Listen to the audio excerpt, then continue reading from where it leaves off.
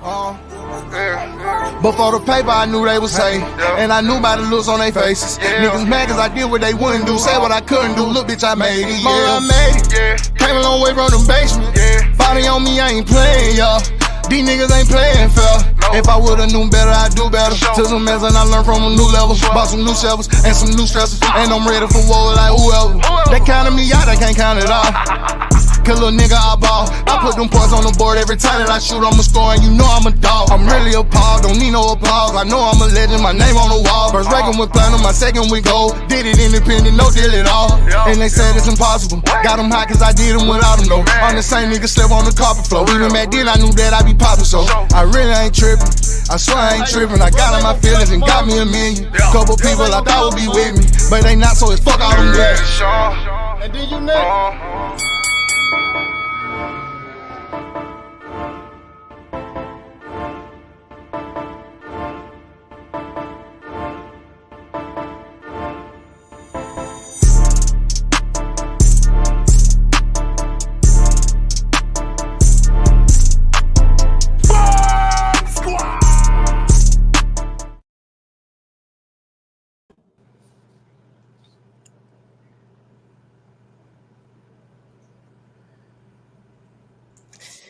Hello. Can y'all hear me?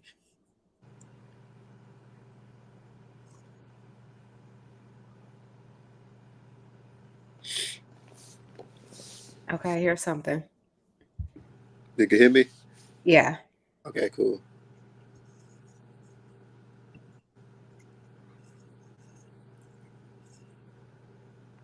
We can't hear you, Tay. No, I got you. We got Brian Loma Jr. in the building, of course. And then we got the lovely Jasmine K in the building as well, talking this boxing talk. But the man up to the far right, he don't need an introduction as well. But I definitely got to introduce you guys to Jasmine K, man. She's definitely been doing a thing when it comes to talking boxing. And there's very few females that I can say that about. You know, I don't see non-biasness or anything of that nature. She's going to get straight to the point and tell you how it is and give you her thoughts. So got to respect that. And the man to my top right, like I said before, I brought him over here. I don't know how many times. Everybody said we talk alike. But my little brother, man. Hey, man, he's the champ. What's going on, champ? Good with you, Tay. Man, I'm Right? good, The bro. champ is here. Yes. Of course, I know, Brian, I know you. Have you met Jasmine before, Brian? No. Nope. Well, she definitely have been representing for you. She definitely has been doing reels and everything with your name on it. So it may have popped up on your Instagram. So I'm sure you probably saw it. Yeah, I got you. Nah, for sure, man. But let's get into it, man. Hey, you did your thing against Giovanni Cetinian, man. How it feel? I feel great, man. He was an undefeated opponent at the time. I believe 32-0. Very rough and rugged fighter. You see what he did to Rocha. And I went to his backyard and just snatched his chain and brought it back to GA. So ain't no better feeling. Nah, for sure. Yeah. Nah, for sure. Go ahead, Jasmine. You got anything for him? No, I mean, that was I think you caught a lot of people by surprise, and that's not to, undermine your performance or what you had done up to that point. But from the outside looking in, I think a lot of people would agree in the fact that was it was a breakout fight for you. Mm-hmm. Some people that were aware of you, have seen you fight before, and then others that had heard your name and maybe never seen you fight before, but going up against a guy like Chapion, I don't know if it's how to pronounce his last name, but Giovanni, especially coming off the dominating win that he had last year versus Rocha. I mean, coming into this year, he was like one of my standouts to basically disrupt the whole welterweight division, and you just stole that. Yeah. So definitely congrats to you. I appreciate that, but you had him as that guy for a reason. Like you see his work, you see what he put in. So the fact that I be the guy that great, you know what I'm saying, says a lot about me. 100%. 100% Nah, agree. leading up to the fight, man. Just take us through the whole process. Leading up to the fight. I think, I can't speak for you, but I'll say this. I say, I think I had text you and I said Centillion, and then I think you were, if I remember correctly, you was like, yeah, and I was like something like June something, and you was like, what do you see? I Yeah, said, bro, you see it all the time, and come forward. It's gonna yeah, be right there for you to hit. yeah.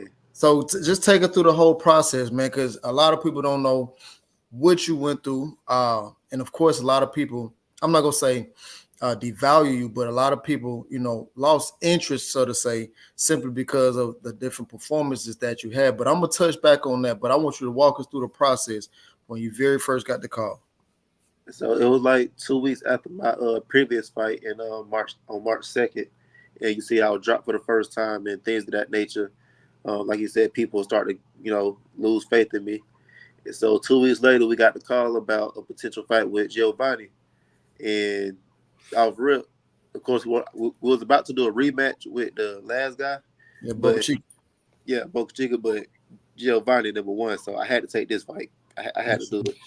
So we decided to do this one May 18th. By the time they caught me, I was already back in the gym working out anyway. So I guess they thought they were finna catch me while I'm dead, but they didn't know that I'm be norm and I'm far from the norm. Yeah, yeah, yeah.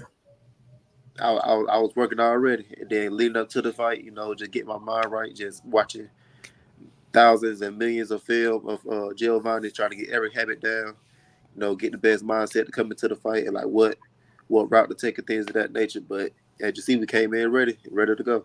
Absolutely. See, one thing that I do know, and a lot of people don't know, is that I know you're a student of the game. So when Yeah, you asked me, I'm sure you had already saw what I had seen anyway. yeah. So it wasn't even no question. But here's the number one thing that really like caught my eye. Bro, I normally talk to you through the lead up to the fight. yeah. I didn't even speak to you. Yeah. I knew what time it was. So with that being said, you going away to Dallas, and I know you're a home person. What was Yeah. that like? Because I know you get homesick quick. What was that like? I definitely do get homesick quick, but this time I was so focused on the mission that I had the best time ever out there in Dallas. So I got no complaints at all. But I will start to break at the end, but I think that made my mind fully lock in on the fight because they're like, boy, all this pain I'm going through, all this suffering, but you finna get this work. So it Absolutely. definitely got me in the right mind state. Right. So I Well, know you go ahead, Jasmine. my question is, when you got the call, was there, obviously you're not going to admit to any doubt, and I don't see there being any doubt in taking this fight, but was there any moment that made you feel like maybe this, you just didn't expect for this call to come as soon? And did that catch you off guard? Did you feel like maybe this call would come in another fight or two, another year? Or were you already in the mindset like the timing is coming? No, I was already in the mindset of the timing is coming. I was thinking after the Boca Chica fight, I was gonna fight him, but we seen that was a no contest, so we was gonna try to do a rematch, but uh, this offer was put on the table, so we took it. So now it was kind of too soon as far as 2 weeks after my last fight, but it wasn't no hesitation on my end. As soon as they said, "Do I want to do it?" I instantly said yes. Let's run it. Okay, so did you feel like you had a full training camp to prepare for this? I, I definitely had a full training camp and then some. I had a whole lot of time. I just took my like 3 or 4 days off on after my last fight, and I was back in the gym already working, so I had a whole lot of time for the fight. And then I was already in shape from the last fight, so Previous fight, right? yeah. Okay. So it ain't like I got to start over and get in shape. I'm already in shape. All right. Speaking of shape, there was a moment in the fight, I think maybe after the second or third round, where I thought you were starting to gas out a little bit. And Yeah, then it was like you got right back on the bike, got your second win, and it was all gas. yeah. What, I mean, you said you were already in shape coming into this camp. So just speak a little bit to those moments, those rounds where it did appear as though you were gassed out. Was that like strategically? Was that just you taking some rounds off, kind of trying to gather some data so that you can go forward with the fight in the way that you did? It was really just a well thought out plan. It was I seen that he always get tired like around 6 and 7. in his fights. So as you see in those rounds, he was throwing a lot of punches. So I was throwing a lot of body shots in the midst of those punches he was throwing. So that's why I was able to cut it right back up later on. I really wasn't tired at all the whole fight. I was just floating. I'm gonna be real with you. I was just floating the whole fight. I was cool, calm and cool. You see it in my eyes on how calm and cool I was the whole time. But yeah, it was a strategic plan. Okay, respect. For sure, for sure. So, with that being said, man, in the fight, there was some moments where um, it looked like as if, to me, you was being backed up. But Yeah. for us being backed up, was that also in your game plan as far as being backed up and fighting off the back foot, throwing those body shots, or was that something you just let develop as it happened? Um, it was more so thought out. So what it was is I know for a fact his whole thing is coming forward and pressing you and outworking you. So I want Mm-hmm. to take his confidence of if you try this, you finna get ate up on the inside. Finna cut you up. You finna have it eat these body shots. I'm finna just pound on you pretty much while you think you're trying to push forward. And then, as you see, I started pushing him backwards because he can't fight going backwards. So now I like to have my man confused. Okay, I can't do my usual style, which is come forward and just ball you out. And I definitely can't fight on my back foot. So what can I do? You Mm-hmm. got no choice but to go down now. So that was more so of a thought out plan as well. Now, one thing I can say, and I think we both spoke to this previously, because I said, they're gonna come out trying to throw that hard jab, and Yeah, I believe, if you ask me, within those first 2 rounds, I believe you gained his well, no, you gained his respect. yeah, You gained respect from him. You definitely gained respect from him because after that first, second round, I no longer seen that strong jab that yeah, he likes to accomplish, and that's saying a lot because one, it seems as if he felt the power early and often because you did not see him starting to crank up that jab. You see yeah, him start to press, but you didn't see him cranking up that jab like he did Roka and many others, right? yeah. So did you have that in mind to come out and set the tone early and try to break his will early, or was that something you just let develop as well? That once again, that's a pre fight plan. The main thing is getting your respect and making them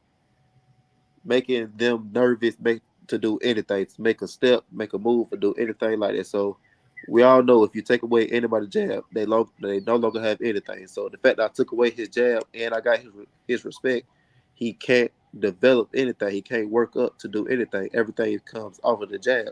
So he can't even catch his rhythm if he wanted to. Right. Now this right here, B, she met your dad, Shawaya Laya. She met your Yeah, dad out in Vegas, took a picture with him, and ever since you've been coming over here, she's followed your career, and yeah, she says that he seemed defeated early on, hence the dirty tactics. Now that's something that me and your dad talked about the other night, man. yeah. Can you speak on those dirty tactics? I really want to study, the shoulder bump. And actually, I think that's a good tactic. The shoulder bump, that's an old school move.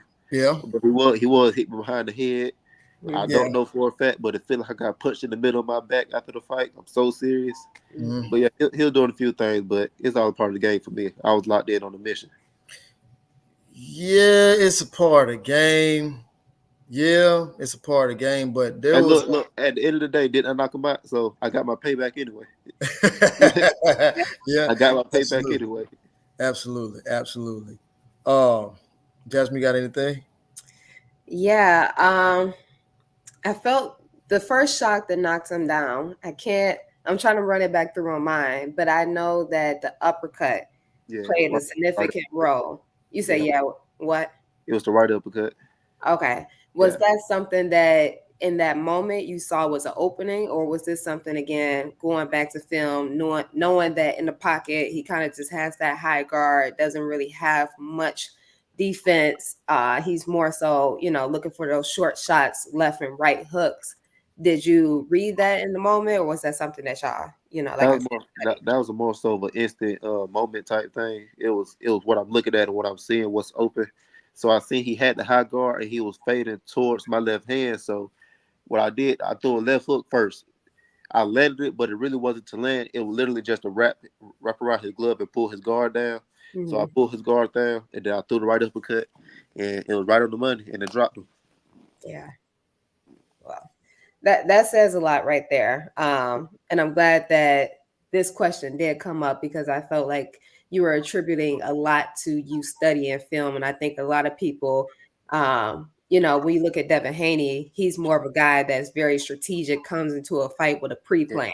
And then it's like when shit happens, I don't know if shit hits the fan. Yeah, you got to make adjustments. Right. So being in a welterweight division, you know, some names are kind of flocking away, going up.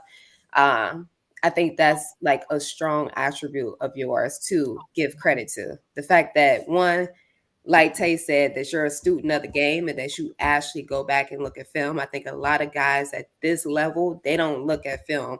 Yeah. Spence, right? Spence didn't look at any film on Crawford, and I find that crazy. Yeah, not the biggest fight of your life. Crazy. And we saw the results of that. But again, just different fighters right now, they don't speak a lot about watching film. So I think that that's powerful that you not only can watch the film and come in with a game plan, but on the fly also you can read adjustments, you know, it speaks to your IQ. I appreciate that. Like Tay said, I'm a student of the game, so I study a whole lot of these guys. I try to get in their mindset of the champions, and that's what they say.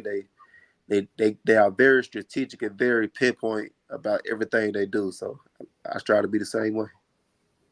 Yeah, gonna go far. So now that you've captured the interim title, we all know that it's just a matter of time before Crawford goes out and says that he's not going back down to welterweight and that belt is yours. Talk a little bit about what your plans are, you know, which you and the team kind of foresee with the rest of this year playing out and then also going into next year.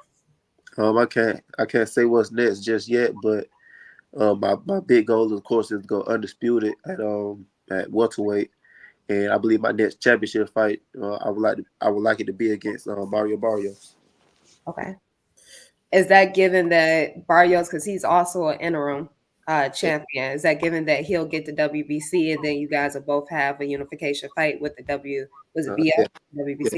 It'll be pretty much a unification fight, and I feel like he's a very great opponent, and I do better when it's a tough fight. So I need as many tough fights as possible. I feel like Mario Barrios is that guy. Okay. What's the biggest thing, the biggest loophole in his game? Obviously not giving us too much, but what gives you the confidence, the loophole that you can see in his game that you'll be able to just walk through him? The fact that he'll be in the ring with Brian Norman Jr. Fair enough. Okay. Like I said, I'm not king of adjustments. I know how to make things happen. And one thing I know how to do is win. So the fact that he's in the ring with Brian Norman Jr. is enough. Okay. Absolutely. I just want to go back to that knockdown very quickly. First of all, I want to know in that moment, because if you look at this right here that I posted, the one that's on the bottom left. Yeah, the pose. The pose. Yeah. The pose. Man, talk to me about the pose, man. So what it was is, okay, I was the villain that night. I went to his hometown. I went to his city. When I'm walking out to the ring, people booing me. When they announce my name, they booing me. They going crazy for him. I'll beat them up in the fight, but they'll still screaming Giovanni and stuff like that. So right, Giovanni, cool people. I ain't got no beef with him, but it was the crowd. It was everything. Like it was the energy I was getting. So they were throwing negativity at me. So I threw it back at them. And Giovanni was on the end of that. Sadly, right. I had to hit the pose on him. I mean, because I've been knowing you for a long time, and since you was 15, B. Yeah, and I be chilling. I'm gonna be honest with you. I ain't never seen you celebrate. It shocked me. And hell, I was celebrating with you. Whatever this was right here, I did it too. Yeah, I did it too. You know what I mean? So, hey, man, I just want to let you know, man, that was it was definitely for me to see that because I've never seen that from you, man. that let me know that you was really enjoying yourself. I can Yeah. tell that you really felt like, I want to say it was the start of the 10th round. Or Yeah. it was the end of the 9th round. I said, yeah, it's about to end shortly. Yeah. I've never seen you walk towards somebody with your hands down. And I said, I said to myself, I said, yeah, this finna be over now. Yeah. I I would do that on purpose. I could have stopped him in the 9th round, but once again, that crowd was getting me, so I wanted them to let this marinate. I want them to see this whooping. I just wanted to marinate on this one. Yeah. And okay, normally after a fight, man, and this was one thing I didn't like or didn't respect from Top Rank. Normally after a fight, especially a co-main event, you get the interview. Yeah. You didn't get the interview, man. Yeah. That's the part that I was really seeking to see, from being home and knowing how this works. For me to see that, man, it made me feel some type of way. How did it make you feel, or did you not pay attention to it? Actually, I didn't even think about it until you literally just said it. And now that you said it, that is kind of messed up. The fact that my championship fight or whatever, I can't even have my interview like all the past greats have. But yeah, this is my first time thinking about it, and it do hurt me. I ain't gonna lie to you. Yeah, that was my moment. Yeah, use that as a bigger chip to put on your shoulder. I actually didn't even notice that either. I was kind of caught up in a hype of what just took place. Yeah. But I saw that Timothy Bradley kind of gave you your props. Yeah. You don't have to tell us everything that he was saying to you, but we all know Bradley is a tough critic. Finally giving you your flowers. So what was that like? Because I mean, call it what you want, if it's a big moment or not, because he is a critic. A lot of people say he's a hater, but he's honest. He's brutally honest. So what was that exchange like between you two? Like you said, he was just giving me my flowers. We was just showing respect to each other, and he'll try to say what you just said. Also, was just real criticism, not me trying to be a hater or anything like that. So everything was cool. Like I said, he was just giving me all the credit, all the kudos in the world. Yeah, I feel that, man. I really do. Right. Yeah. But here's the problem that I have with Timothy B. The thing about Timothy B is he'll say what you doing wrong, but then I see a ton of other fighters that he called fights on and never pointed out. Yeah. So that's my thing with Timmy B, because sometimes he riding with you, or he riding too much. I don't want to say the other word, but he riding, and and no Diddy. But I'm just saying. But no, I'm just saying, like it's very unwavering, because at the same time, I mean, okay, for instance, he said, it just, it seemed like those moments in between the time Brian just falls asleep at the wheel.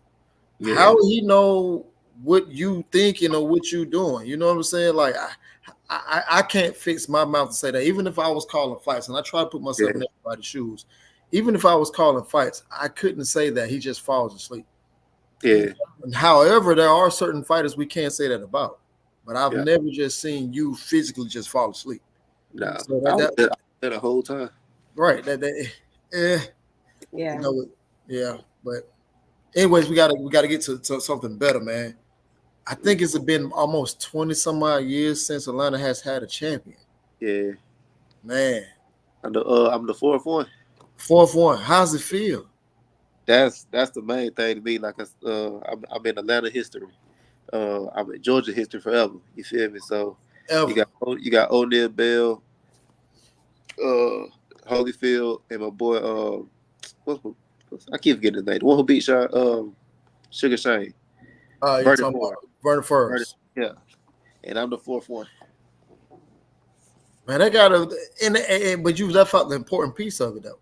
What's up? At 23 years old. Oh yeah, I might be the youngest. I don't know what age Holyfield became a champion. He won 23. I kind of know he was also fresh out the Olympics too, though. Yeah, he was older than 23. I'm the youngest one. He's the youngest one, man. That's from and I had Mark Nash, as you know, I had Mark Nash calls me. He said, man, how does it feel? You know, because he's like, bro, you've been there every step of the way. I'm like, listen, I still think about when this motherfucker was 15 years old, and I had to only thing I could do was throw jabs, and he literally beating the hell out of me while I only throw jabs. So that's the only thing I was really thinking about. You know what I mean? So, but man, I mean, you got the whole city rocking with you, man. Yeah, I'm loving it, man. I'm loving it. It's all new. I'm seeing, and here's the craziest part of it all. The ones that used to hate the most are definitely the ones taking pictures with you. I love it, baby. I love it. I just work it, man. I don't know nothing. Yeah. I know it, man. I know it was about 6 months to a year ago. Yeah. I called you one day. I asked you what you was doing. You was like, I'm going to work. Yeah. I said, what you going to work for? I mean, bro, just keep me busy. This isn't third. I said, no. What you going to work for? I said, bro, because I said, in a little time, I don't know if you remember that conversation. I said, but in a little time, you won't be working no more. You told me that.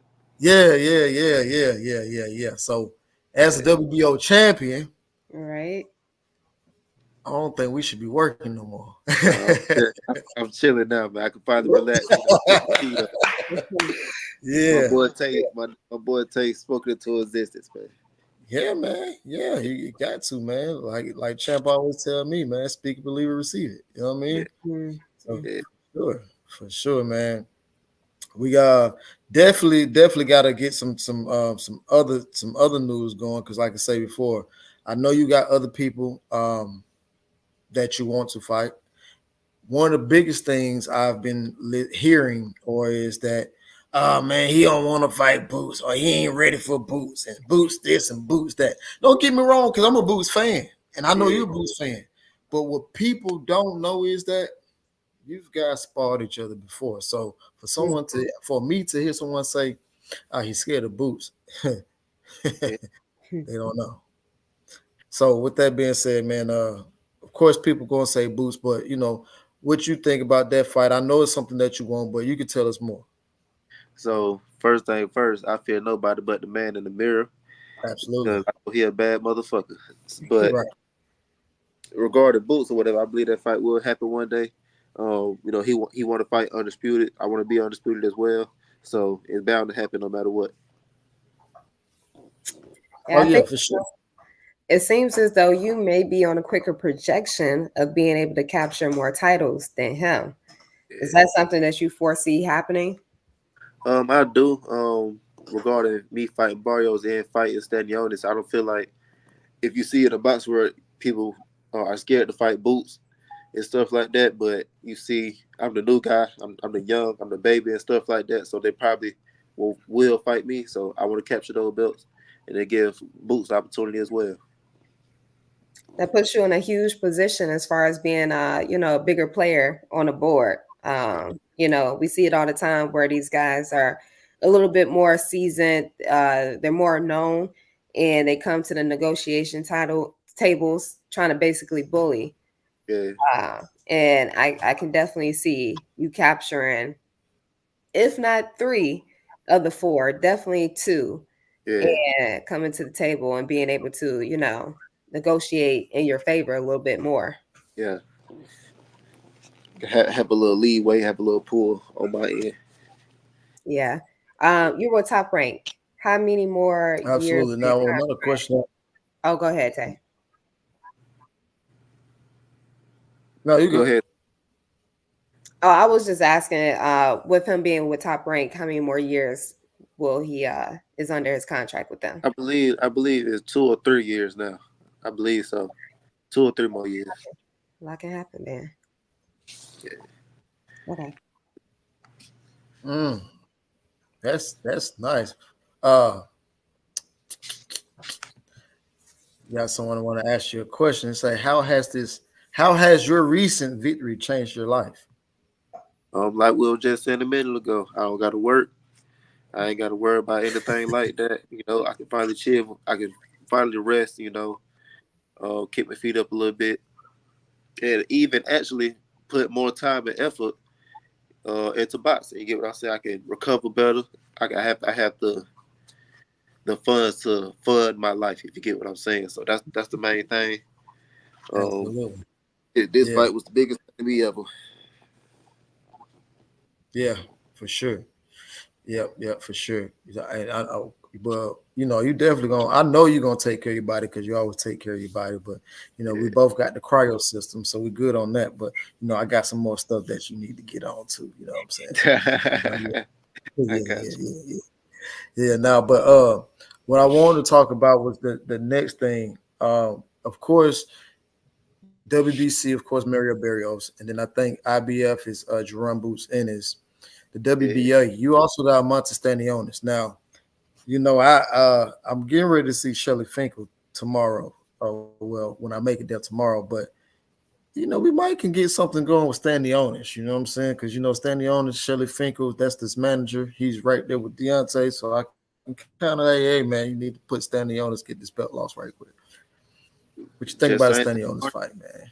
The same thing with Mario Barrios. I feel like those fights will be real similar. I believe those guys are real similar as fighters. It's just Mario Barrios is taller, so I feel like both of those fights will go the same way. I'm gonna be honest with you. If you ask me, they just a orthodox Santillan, both of them. You ain't lying. And the reason why I thought, yeah, see, I know Yeah. I ain't lying. That's what I feel like because they both come forward. They dare to be hit. You know what I mean? Stanionis it's only before time. You know what I mean? It's only before time that somebody punches just as hard as him. And from the looks of it, I mean, Santillan, he may not even be the same after that fight. I'm just going to put that out. He may not be the same after that fight. That was brutal. Yeah. Very, very brutal. Mm-hmm. Say what, Jasmine? I say, yeah, he took a beating. Yeah, he did. Going forward, man, we got of course, you got the supposedly the 140-pound division. Got Ryan Garcia. He pretty much talking, that he's coming up in weight. What about a fight with Ryan Garcia? But the only thing is, do you think that he'll be suspended? Since these new things come against him as far as his beat sample being dirty, do you think that he'd be suspended, or you think he got to play in effect, or what? I think he will be suspended. He'll just fight Devin Haney. Devin Haney know a lot of people, so no matter what, he gonna get suspended or something gonna happen. But I would love a fight with Ryan Garcia. You see how big in boxing he is right now. So the fact that I can go against him and get that victory over him, it's gonna make me even a bigger star. My question would be, I must be lagging a little bit. But my question is, given everything that we've seen play out, as far as the tactics, the dirty tactics that he's had coming in overweight, seems as though this was something that was already planned. And then in addition to all that, him testing positive for multiple PEDs. Because there's been like some conversations that I've been having. Obviously, nobody regrets having a fight because there's so much to gain from it. And with Ryan being the global star that he is, like bad publicity can turn into good publicity. Yeah. Bad opportunities can, turn into good opportunities. But is that something that you really would want to, is the reward bigger than the risk and potentially going through the same stuff that Devin went through? What you saying? You saying if I get knocked out? No. As far as just how he promoted the fight, the antics that way. I'm cool with that. Sell the fight. You get what I'm saying? So no matter what, even me, I just wanted to see what was going. I thought he was gonna lose, but I just wanted to see what was gonna happen. And I'm real cool with that. You know what I'm saying? I want him to sell the fight because that's more money for me as well. Okay. So basically you wouldn't feed into it the way that everybody fed into it, and especially obviously Devin, because I don't know what they were doing for the whole training camp, but it doesn't seem as though they were training for that left. No, you gotta train like you fight for your life. And I don't know if he was playing or what, but he know for a fact Ryan Garcia got a mean left hook. So that's one thing you definitely supposed to tighten up on and not get hit with in the very first round. Yeah. Absolutely. Considering the fact that you did see the fight, what you think? What did you think about the fight overall, and what would you have done differently? I feel like, wait, my fight? No. With Ryan Garcia and what's Devin Haney? Devin Haney.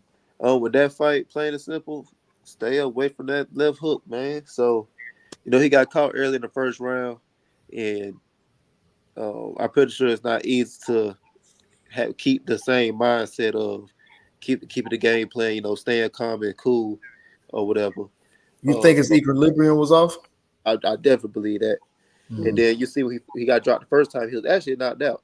He froze up and everything. He was struggling to get up. He was already knocked out. So it sounds easy to say get away from the left hook, but we not in the ring with Ryan Garcia. Mm-hmm. I feel like he just got caught early and he couldn't find himself after that. Facts. Said 817. He's definitely a big fan of yours as well. He said, let him do whatever he wants. He said, just make it in the ring on fight night and beat the dog shit out of him. He won't try to be Norman at all. Yeah. So yeah, that's how I feel about it. No matter what, we gotta step in the ring so he can talk all he want to talk. He can do all the crazy stuff. But I know for a fact, I'm finna step in the ring with a grown man, and I'm finna treat him like a little boy. Right. Now he's not. So here's the thing. You were with Top Rank. You got Ryan with Golden Boy.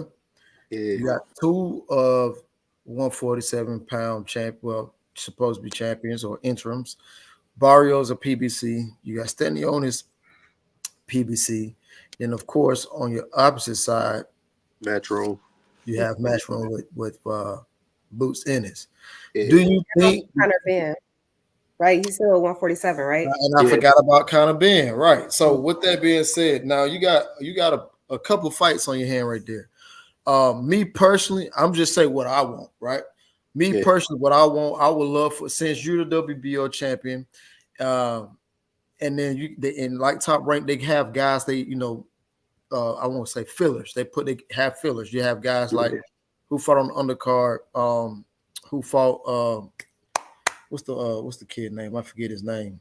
The heavyweight, the white boy. I can't think his name. Sorry. You're not talking about Torres? Flores, right? Right. So Torres. Torres. So you got Torres, Mm-hmm. Abdullah Mason, Shushu. Why not bring those guys to Atlanta? You're the WBO champion. Just like have a homecoming fight. That would be something for me. Have a homecoming fight. You ever fight somebody in the top 10 out of the WBO just to keep going. And because I do believe that you'll be elevated here in the next couple of weeks. So would that be something that you would like to do for us having a homecoming fight? Oh yes, it's been a long time since I fought in Georgia anyway, and then I just won the fight of my life, my last fight. So I would definitely love and appreciate having a homecoming fight.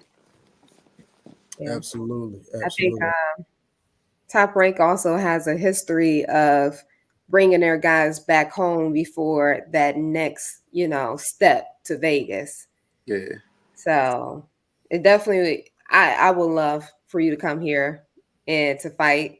I definitely think the city will come out and support you and show up. Yeah.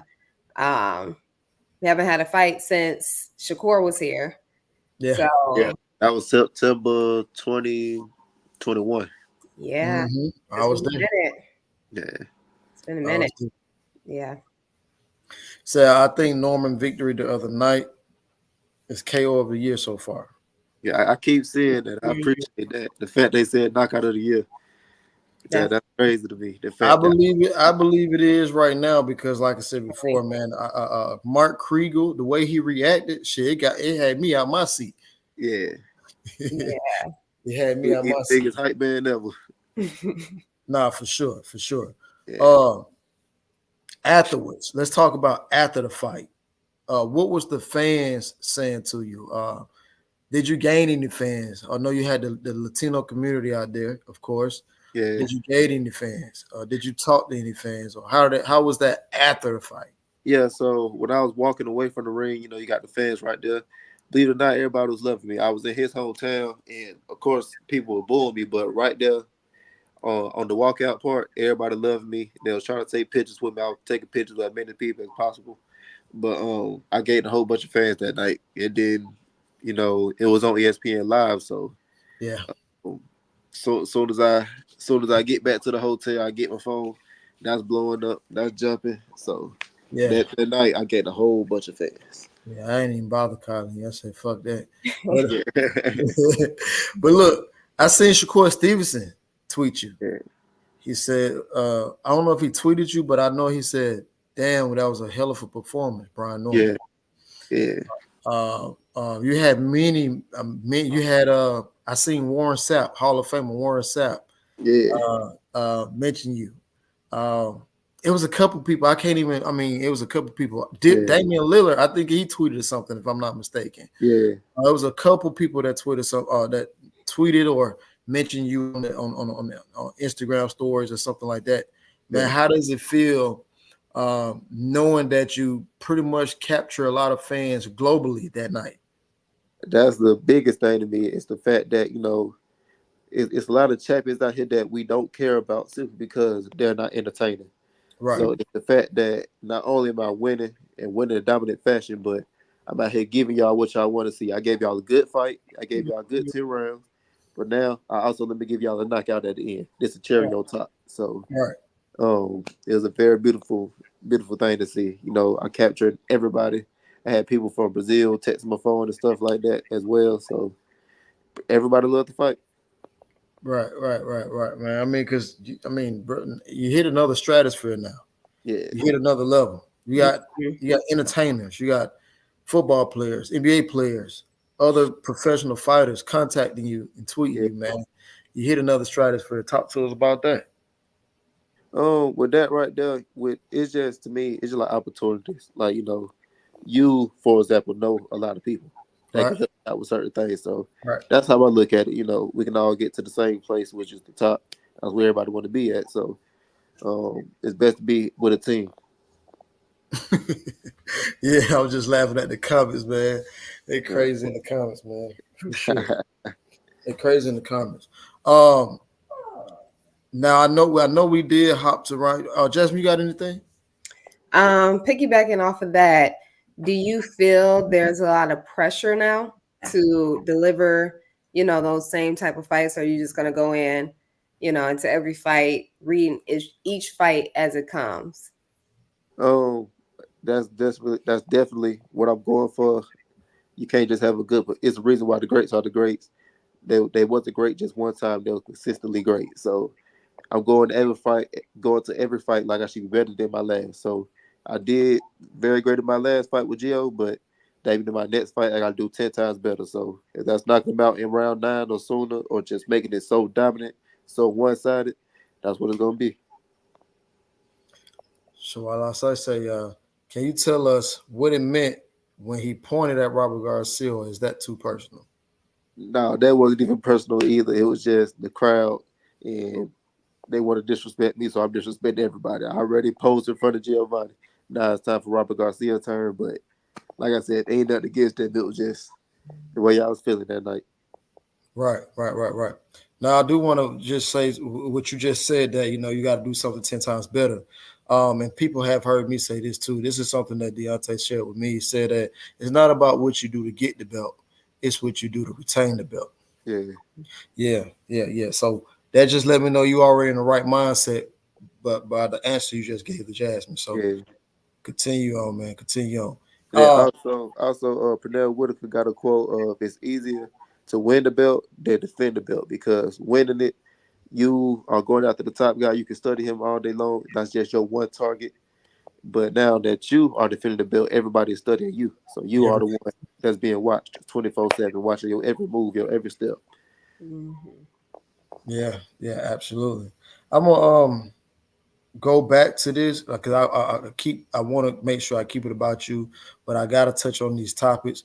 I kind of alluded to it for us with the whole Ryan Garcia thing. I'm not sure if you know he did test positive for an A sample and a B sample, Yeah. but he also stated that his team they sent off some hair follicles and it tested negative of those ostarine.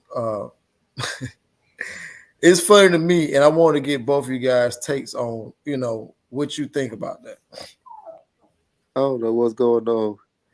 Um, if he took it, he took it. If he didn't, he didn't. I know for a fact if he took the steroids or not, that left hook would have probably did the same thing. And that's out of respect to Devin Haney, but a left hook is a left hook. Right. Yeah. I got you. What you think, Jasmine? I feel the same way. I don't know what's going on between everything that is Ryan's putting out there. I feel like, we already know you got to believe half of what people say. But with Ryan, it's almost like, what are the chances that he's actually leading us right? What are the chances that he's actually being upfront and being honest about this, the entirety of all of this, the process, everything? I feel as though his integrity is definitely diminished and that was before he even tested positive. Just the route that he took to basically secure the win. To me, the integrity is just not there. And I don't know at what point in his career he felt he had to get to this point. It seems as though, he was a good-hearted kid, and I don't know if life just sped that process up and he's just grown super, at a faster pace. To me, the integrity there is no longer there. So I mean, I'm just trying to keep up like the rest of everybody else and try to follow along. I'm not a fighter. I've never been inside the ring. So I don't know what it means to, take a punch from a guy or a girl that either comes overweight or that is potentially on a performance enhancer. I mean, at the end of the day, like everybody's saying, he couldn't defend the left hand. And that was something coming into that fight that was on my question mark list, because with Loma, he also couldn't defend a straight left hand. Now, granted, a lot of people are like, well, Loma's a southpaw. But we see in the same situation with Ryan Garcia, we know that's all he has. And he still couldn't defend it, whether he fell asleep or not, whether the impact is the same or not. Again, I've never been inside the ring, but I would like to think that maybe if the weight wasn't a factor, the left hand wouldn't have felt the same. And, and I give credit to Devin for being able to take the left hand and still get up. Equilibrium, being off, being able to box in those middle rounds and still score on the cards. Like, I give him credit for that. So my thing is, like, would the impact have been just a little less than what it was that night? That's my only take. The Ryan's full of shit at this point. Yeah. Big respect to Devin Haney because he'll take some heat. And like you said, that boy kept getting up, and it was the wrong game plan, but his heart just kept telling him to come forward for some reason. And that speaks for itself. No matter what, he was finna dog out on that fight. Yeah. And just to pick off back what Jasmine was saying as well, and I've said it before, I believe that first shot did a lot of just do. I believe that first shot knocked him off his equilibrium. I know how hard it is to come back from when your equilibrium is off and you're trying to fight through it. You may not fight like your same self. I also believe that Devin Haney had the wrong game plan when he could have made the fight much more easier. The reason I say that is because I've seen Devin box. I've seen Devin box the shoes off somebody. I also seen him box Regis Pro Gray, who I believe hit harder than Ryan Garcia. I also see and felt as if Devin Haney was trying to make a point to finish Ryan Garcia off faster than what Tank did, so he can have some type of leeway when it comes to negotiation and bargaining with Gervonta Tank Davis. I also believe that played a factor. Even when Bill, and I love Bill, and I know a lot of people hate Bill, right? But me personally, knowing Bill outside of boxing, I know he's genuine. But I can also say that I felt as if, when I heard Bill say, meet us in the ring, which is cool, but I wanted sit in the ring and box, not sit in the ring and bang, not trying to go for the knockout. I didn't want that because I know that's not Devin's game. You see what I'm saying? So once I seen that, I said, yeah, this now you're not talking what I want to hear. You know what I mean? That's just me. And it actually played like that throughout the time of the fight. I never seen Devin Haney chase anybody in the ring, but I seen it that night. I've always seen Devin try to keep the fight in the center of the ring using the jab, and I barely seen it that night.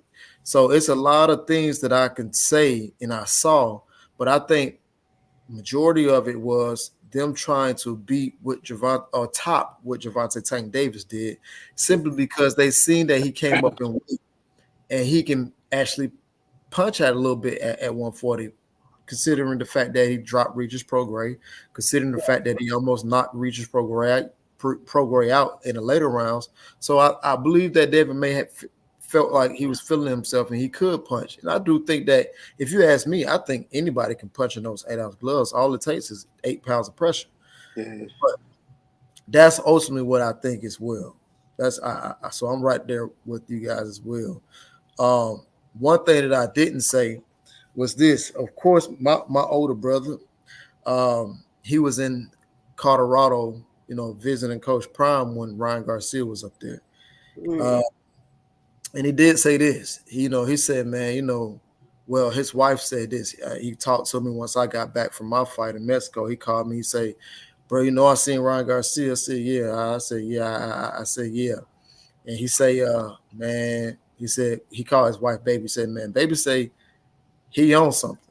Now, this is before anything came out or anything of that nature. So baby say he on something. And I'm like, what you mean? Based on how he looked physically? Like how he looked and how he acted. That's what she was saying. And but they, people in my family, they some of them did drugs and crack and all that other stuff. But to make a long story short, she can see that. She can read through that. She can see that. She said, man, I can tell that he's going through something by looking at his pupils, but something is not right with him. He's definitely on something. And it was crazy because he told me that he called me on a Sunday night when I first got back from Mexico. And then that came out on Wednesday. I said, oh shit, you ain't gonna believe this. Yeah. He was like, damn, that's crazy because baby dig, I told you the other night, nigga. I told you the other night. I'm like, yeah, I know you told me, but you know what I mean? He like, I told you. So I don't know, man. It's to me, man, I feel like if you cheat, you cheat. There's people who have been cheated, of course. Damn near everybody Deontay was about to fight have tested positive before fighting him. So I've seen, you know what I mean? And I've come to terms with some of them. Luis Ortiz, I call him Unc. You know what I mean?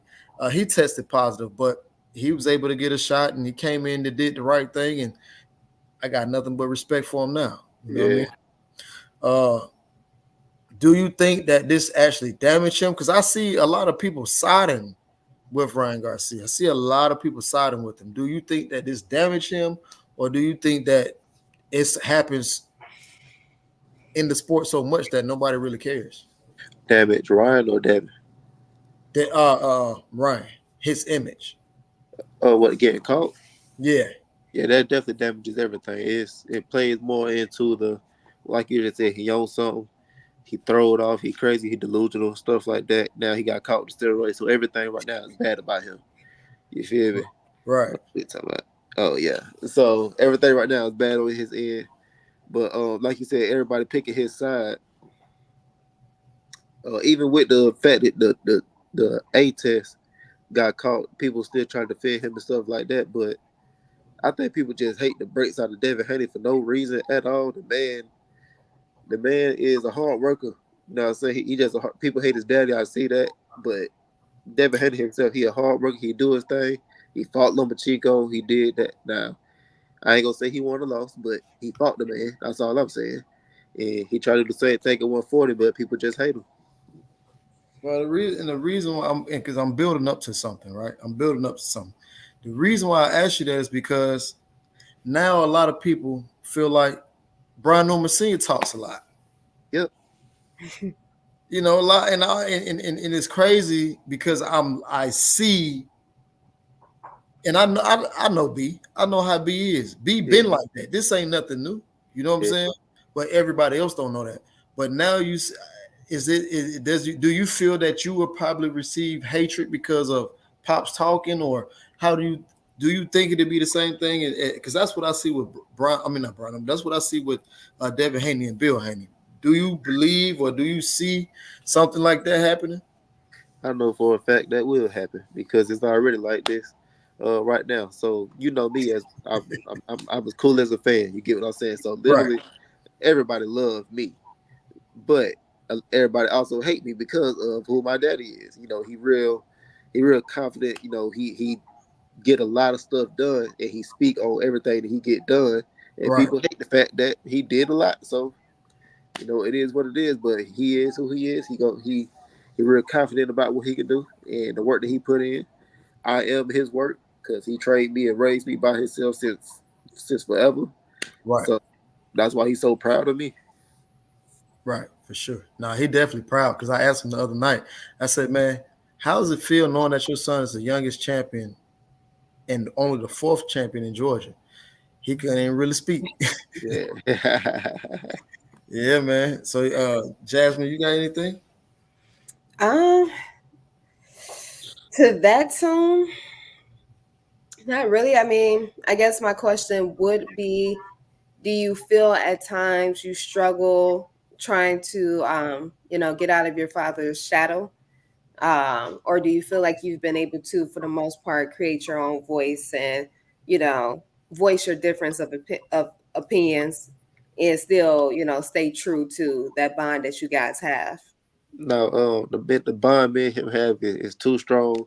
If he didn't birth me, I ain't gonna say birth me. If he wasn't my father, he'll be my brother. You get what I'm saying? So the bond is too strong off rip. It wasn't no me hiding in the shadow, anything like that. It's just he is him, I'm me, and we just I said we partnered them. Not my dog. Hey, man, that's the A-Town slang there. I get it. Yeah. I understand. I definitely do. Man, I want to go to the next thing, man. You got a fight coming up with Javante Tank Davis What? and Frank Martin. Oh, I thought you said I got a fight coming up. My bad. No, no, no. See, I already seen that fight between y'all two. You see Oh what I'm yeah. saying? Yeah. I seen that fight between y'all two. But I know you probably not familiar with Frank Martin, but I'm quite. Did you see him while you was down in Dallas? No, not this time. I only seen him once, like I think 2022. Yeah. Well, I know you sparred Javante Tank Davis, and those two guys got a fight coming up, man. How you see that fight playing out? I think it's a real great fight. I haven't watched a lot of Frank Martin full fights. I just watched clips on him, and he seemed like a real smart fighter to me. But you know, highlights is everything. Everything good about you.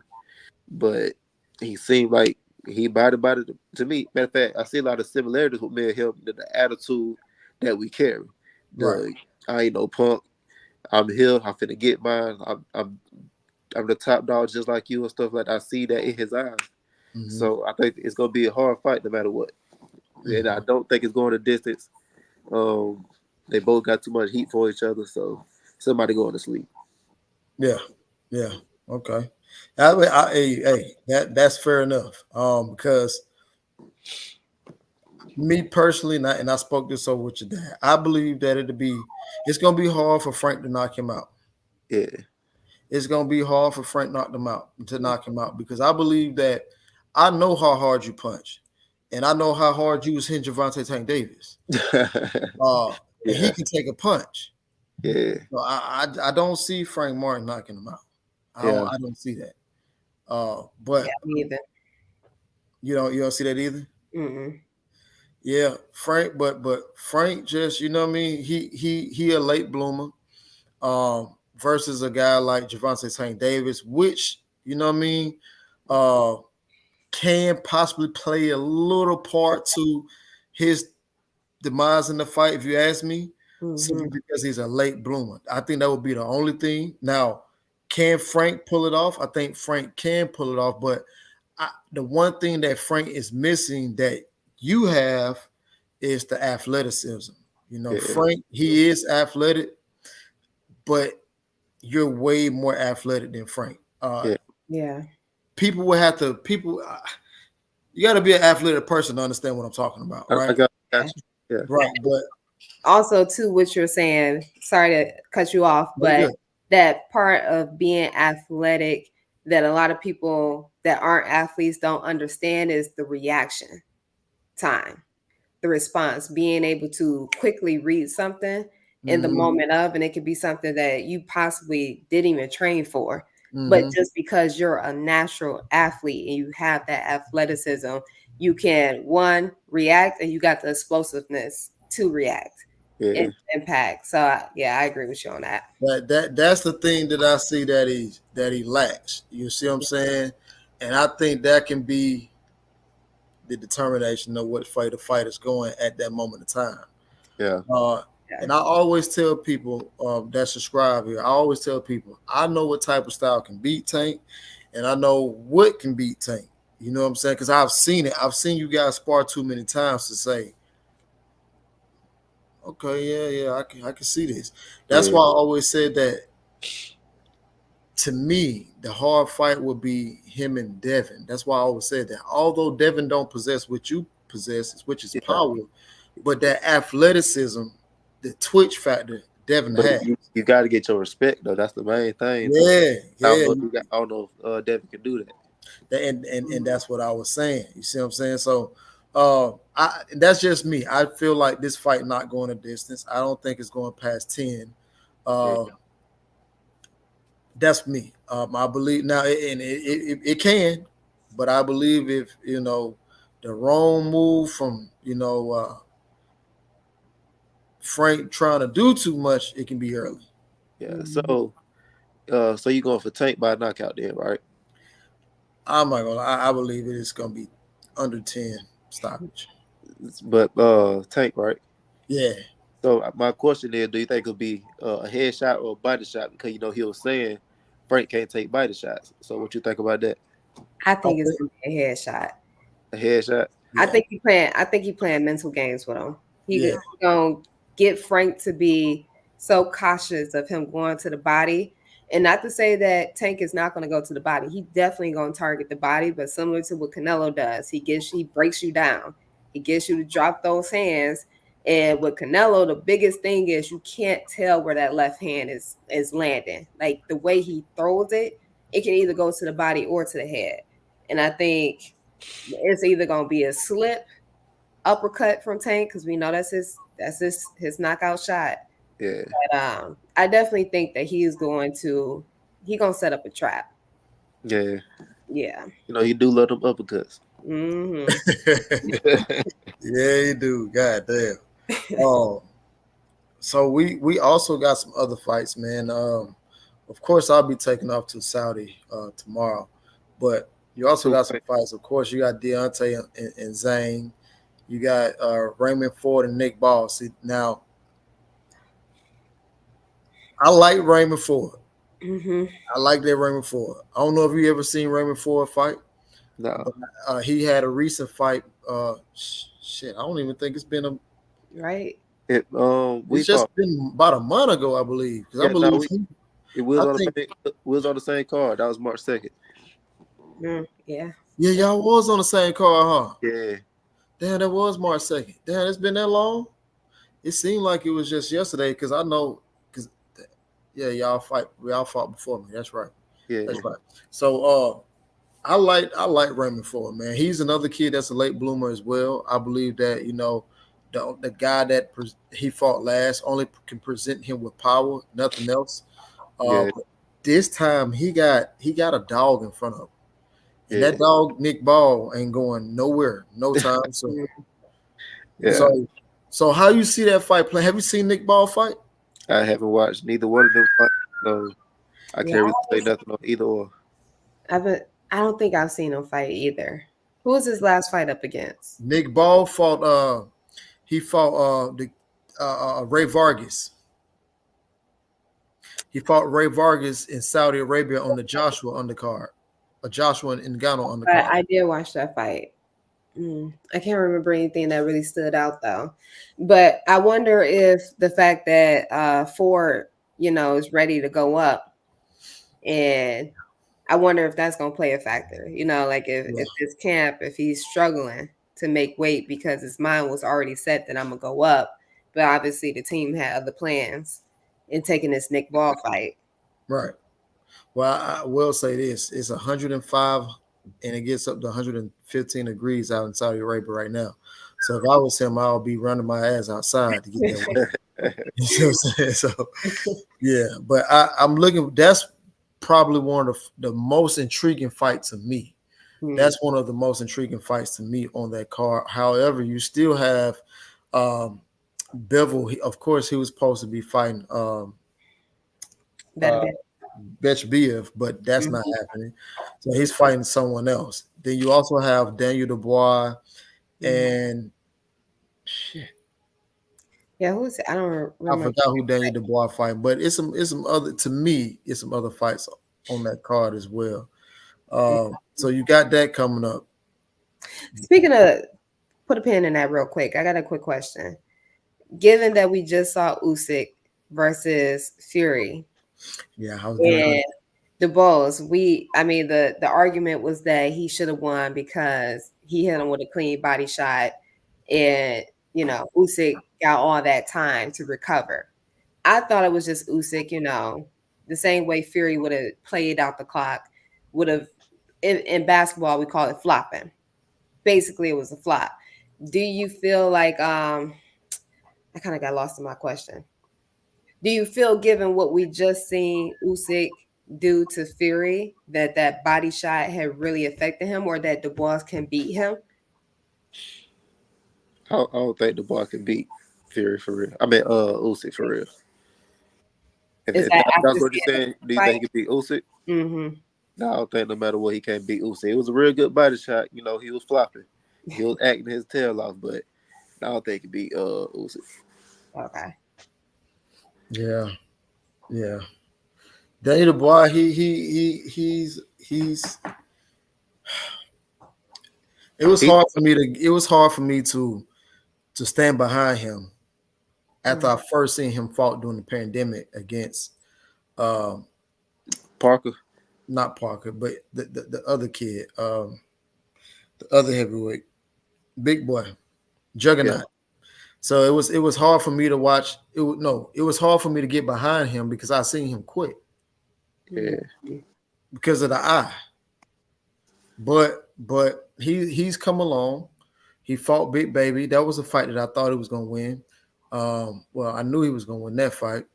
But now, he fight Usyk, goes to the body. But the one thing that got me right back off of him was the same thing that he did in the first fight with Joe Joyce. He quit.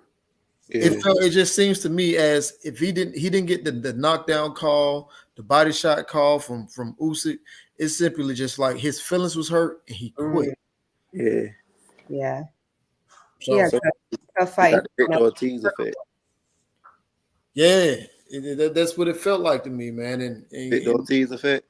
Yeah, that's exactly what it felt like to me. And I'm real. I'm real shallow when it comes to, in this sport because I like what I like, but I was like, okay, I can give him another chance. I like the kid. But when he did that, man, I said, damn, he ain't got no heart. And he kind of reminded me of Anthony Joshua. Yeah. I heard Anthony Joshua be on and off with it too. Yeah. And now he got it back though. That's what I'm saying. Yeah. That's what I'm saying. But now my argument with Joshua now is that, well, okay, as a champion, former champion, I never felt that he had to go and get a devalued fighter or get somebody that's less likely on his level to get back in the winner's column. And that's exactly what he did do. He went to go fight. First fight was Jermaine Franklin, who just went the distance with Burnt. I call him Burnt Strick, but damn, what's that boy name? The one who got knocked out by the uppercut from Fury. I forget his name. No. But anyway, he fought Jermaine Franklin, and then he came back and fought Robert Helenius, which I thought was an intriguing fight. I thought that was a good fight for him, right? And then he fought the one who cut Fury out. I forget his name. The white boy, the southpaw. He fought him. Otto Wallen, right? Otto Wallen. Then he fought Ngannou. So, is he really back?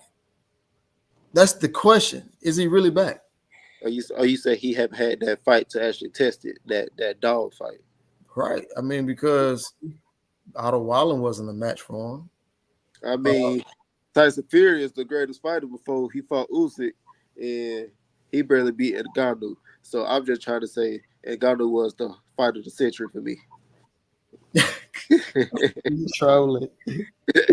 You trolling. So you see how easy he dealt with Ngannou. So I think Anthony Joshua is definitely back. Yeah. I think he's back. I think we see the same fighter or a glimpse of the same fighter that we saw before he lost to big guy, Mexican. Oh yeah, Andy Ruiz. Yeah, I mean, he's still kind of got like this dullness to him where I feel like he's not allowing for the moment to be bigger than him and to be bigger than himself. So I feel like he's really like, he's learned those lessons from those earlier defeats that one, Andy Ruiz, a guy he wasn't supposed to fight, but his opponent, who was he fighting before? I don't remember, but he ended up having to fight. I think it was Big Baby. Okay, yeah, Big Miller, yeah, right. So that even the Usyk fight, I think the Usyk kind of was just like the way they looked at it was like a stay busy fight until they can get the Fury fight. Yeah. And then they weren't expecting for him to lose that fight, let alone one time, and he loses it twice. And then even with Helenius wasn't supposed to be the guy that he went up against either. So I feel like he's kind of gotten that light back. And I mean, he looks good. It seems as though him being active is the difference, regardless of who it is that he's fighting. I mean, I feel like in the heavyweight division, everybody's a factor. So I feel like with the activity, like as long as he continues to stay active, I think he's back. But I mean, the question is like, okay, Usyk is the undisputed champion. You've lost twice to him. So where do you go from here? Like, what fight makes the most sense? What I got to say is Usyk never fought this version of Anthony Joshua. If he was to fight this version, he would have got knocked down in round 3 with a right uppercut to the body. Anthony Joshua is the baddest man on the planet, second behind me. But I believe he is back and he is better. Tyson Fury better not fight that man. Nobody better fight that man. Anthony Joshua is the one, the only, the king of the heavyweight division. Brian, like bro. But now here's the thing. Here's the thing, though. Here's the problem that I have. Oh man, see, because I know that although it was a quote unquote contract signed between Deontay and Anthony Joshua, although Deontay did lose to Joseph Parker, that fight still could have happened. They asked Anthony Joshua if he still wanted to fight. And if Anthony Joshua was so sure of himself, he would have said yes. He said that he's quoted and stated that he did not want to fight Deontay Wilder out after a loss. But my only thing would be, well, why would you fight Ngannou off a loss and not Deontay off a loss? Maybe, yeah. Do you think that fight will happen one day still? If Wilder knock out, I believe although that he has because his third fight on that contract would be Big Baby August 3rd. I believe if Deontay knocks out Zilizong, I believe that Deontay and Usyk may be next. Simply because I don't believe Usyk and Fury are going to fight again. But I thought Usyk was saying he was really finna retire. He just want to fight Tyson Fury. Yeah, but you know, when you Turkey all the sheep and you throwing Oh 60 yeah, true million that. around, Yeah. anything can happen. I mean, one more fight. I got one Yeah, more. yeah. I got one more in there. Why Yeah. why you counting Tyson out? You think he gonna retire? He was talking about retiring as well. I mean, he had already been talking about retiring, and I also knew there's some things that he can't do over in Saudi Arabia because Turkey Al Sheikh is not allowing it. So he kind of feel like it's back against the wall. You know what I mean? Mhm. What And meaning like taking different fights? what you mean taking different fights? That there's some things he wants to do out in Saudi that he can't do. You know, some things that he normally does that he can't do in Saudi. Uh, That's yeah, and Turkey Al Sheikh is not going for it, and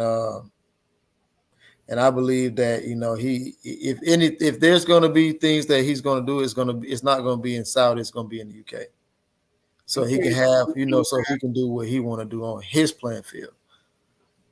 what's these things that you speak of? Uh, you know, he likes to take medications. He likes to take his PEDs, and which is why he was heavily tested this past fight. Um, they was tested almost every 3 days. Not only was they tested every 3 days, if you look at Fury past few fights, um, you've seen one punch knockout power. You didn't see that this past fight at all. He gave, and I actually believe that Tyson Fury gave Usyk his best shot, and I think it was like the 5th round, and Usyk didn't go anywhere. I know, of course, I know different heavyweights who's either sparred Fury or even um, fought him, and they all say the same thing. Or before we can tell that he was juicing, that he can't punch, and you've seen that this past weekend. Um, he, Okay, so question with that then Mhm. is that the reason why he looked as slender as he did in his fight? Absolutely, Hmm. absolutely. If you look at Fury from when he fought, what's his name, um, Ngannou, Mm. and I believe they announced Usyk versus Fury when we got there. So that was like January. I mean, that was like December 16th, 15th, somewhere along in there. Mm. He was already losing weight. He was already slimmed in. Mm-hmm. My thing was, and I was telling everybody, he's not going to press Usyk. You didn't see him press Usyk. Mm-mm. You went from having one punch knockout power your last 5, 6 fights to only going back what you did the first fight with Deontay, which was box, to a guy who boxed. It didn't make sense. Mm. But again, there's just like I say, just from talks with Turkey, those are just things that I can verbally say that we've spoke about. So Mm-hmm. there were certain I know for a fact there were certain things that he couldn't do. Mm. But you know, hence why he still can't come to America. It's it's a lot of things, you know what I mean? But I do believe that if there's going to be another fight, he definitely is going to be in his home. It's going to be in his hometown. Like I said before, if you ask me, I believe that he already had doubt in his mind that he couldn't beat Usyk. One of the reasons why I said that is because I was trying to tell people that his fight with Alexander Usyk, he was offered 120 million for the fight, and that's 60 million to fight for both fighters. But he wanted 70% of that. Mm. And then automatically he was like, well, we can go fight in my hometown and I still want 70%. Usyk still said yeah. Mm-hmm. But Turkey was saying, well, I'm going to make this fight. As you can see, the Saudis end up signing Alexander Usyk.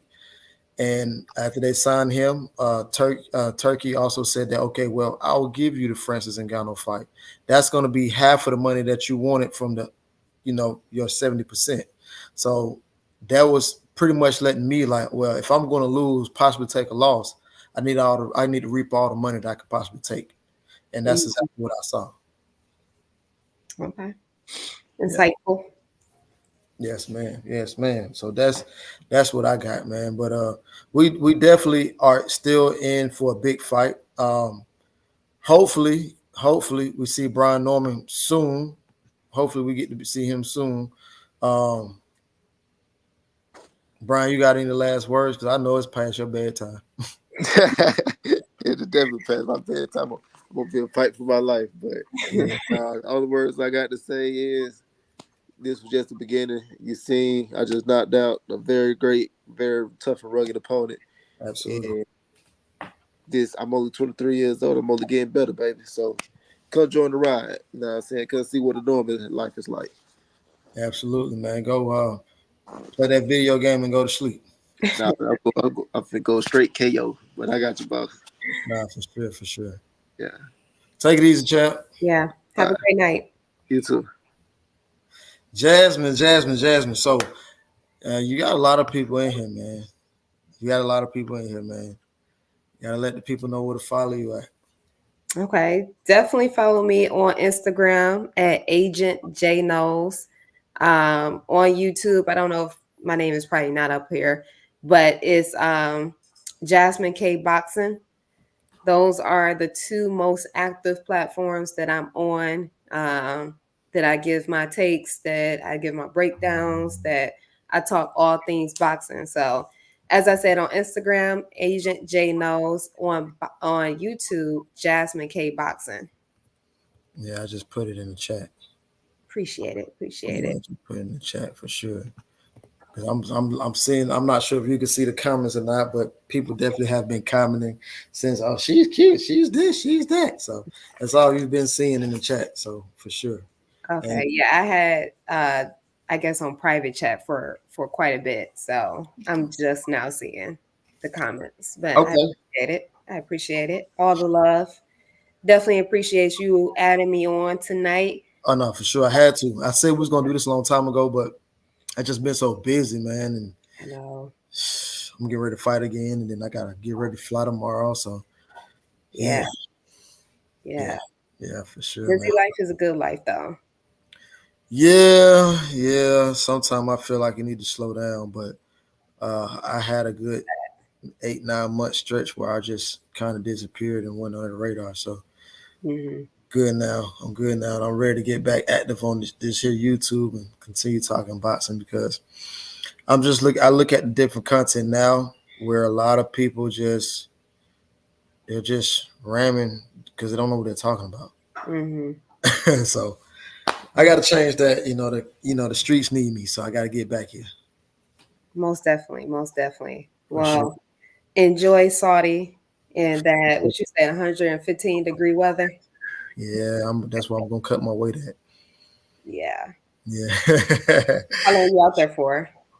um, till June 2nd. Okay. Yeah, till June 2nd. Nice little time. Nice little time. Nah, for sure, for sure. When the next time you going live? I usually go live every Wednesday, 7 p.m. Eastern time, on YouTube. So on Instagram, I kind of allow for callers to come in, and then on YouTube is where I look at the comments and I talk boxing.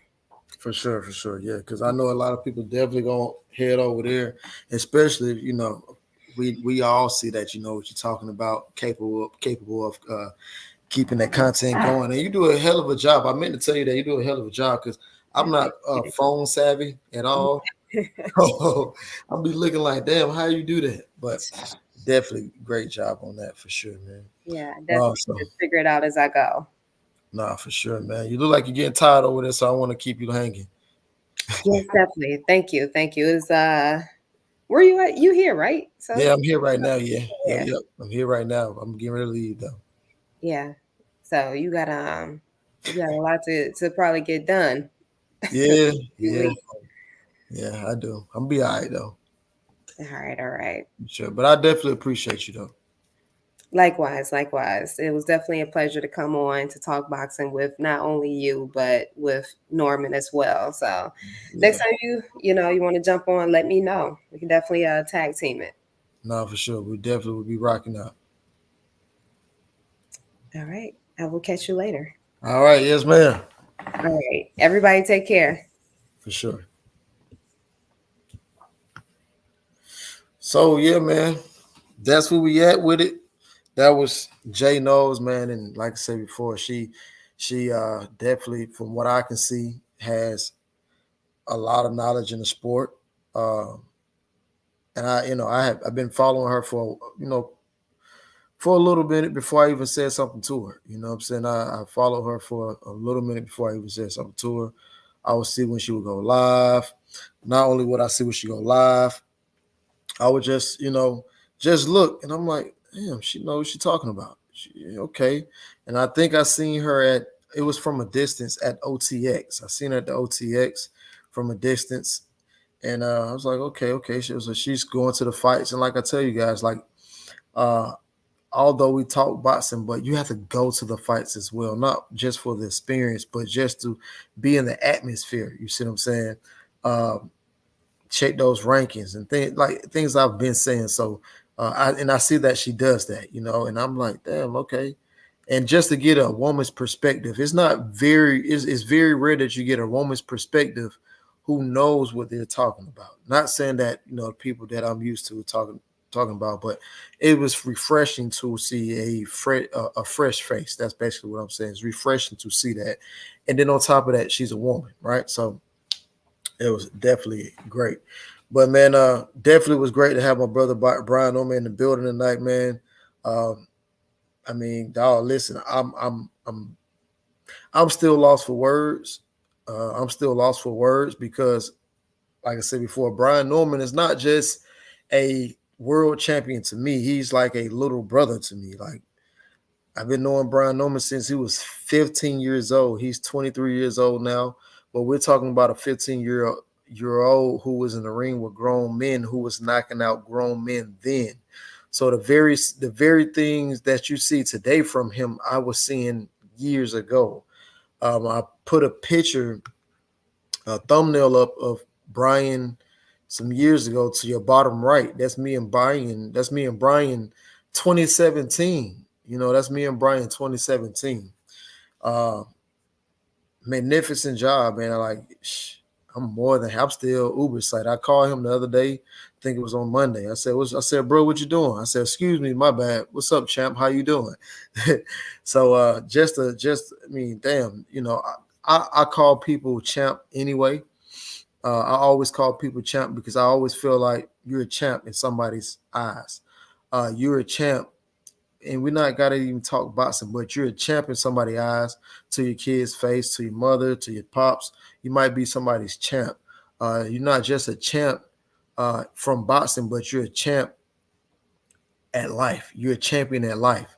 So when I use the word champ, right, I don't use it towards boxing at all. I call everybody champ because you're a champion somebody's life, and then we all champions at life, some way, form, or fashion. So that's one of the reasons why I say that. Um, but man, this is my third time this week going live. Uh, like I said before, if you haven't followed the other channel, make sure you go follow the other channel because we definitely gonna have a lot of.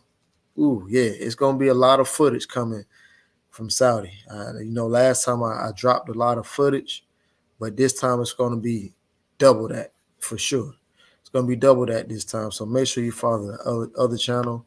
With that being said, man, I'm out. I appreciate everybody coming through, and it's up. With that being said, I'm out. Love, peace, happiness, and hello world.